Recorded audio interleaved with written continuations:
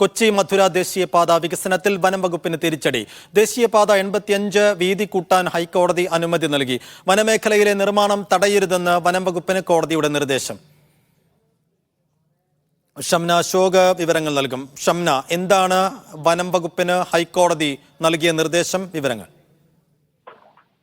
ഈ നവീകരണത്തിന്റെ ഭാഗമായി ഏകദേശം 14.5 കിലോമീറ്റർ റോഡാണ് ഈ വനഭൂമിയിലൂടെ ഉള്ളത് എന്നുള്ളതാണ് വനം വകുപ്പ് പറയുന്നത്. അതായത് നേര്യമംഗലം മുതൽ വാളറ വരെയുള്ള 14.5 കിലോമീറ്റർ ദൂരം. അതുകൊണ്ട് ഇവിടെ ടാറിംഗ് നടത്തുവാനോ കാനകൾ നിർമ്മിക്കുവാനോ സംരക്ഷണ ഭിത്തി കെട്ടുവാനോ പാടില്ല എന്നുള്ളതാണ് വനംവകുപ്പ് നേരത്തെ പറഞ്ഞിട്ടുണ്ടായിരുന്നത്. അതുകൊണ്ട് തന്നെ ഈ നവീകരണം സാധ്യമായിരുന്നില്ല. അതിനിടയിൽ കൂടിയാണ് ഹൈക്കോടതിയിൽ നിന്നും ഒരു അനുകൂല ഉത്തരവ് ലഭിക്കുന്നത്. ഈ വനമേഖലയിലെ നിർമ്മാണം തടയരുത് എന്നുള്ളതാണ് വനംവകുപ്പിന് ഹൈക്കോടതി നൽകിയിട്ടുള്ള പ്രധാനപ്പെട്ട നിർദ്ദേശം.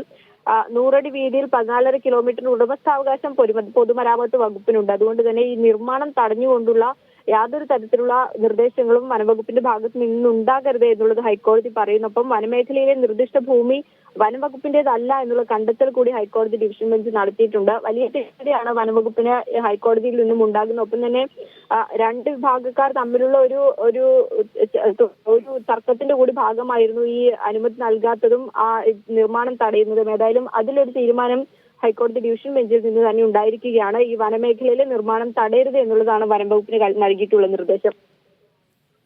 ശരി, ഷംന അശോകാണ് കൊച്ചിയിൽ നിന്ന് വിശദാംശങ്ങൾ നൽകി. എണ്ണിപ്പറയും ഓരോ വോട്ടും. June 4 media 1-നൊപ്പം.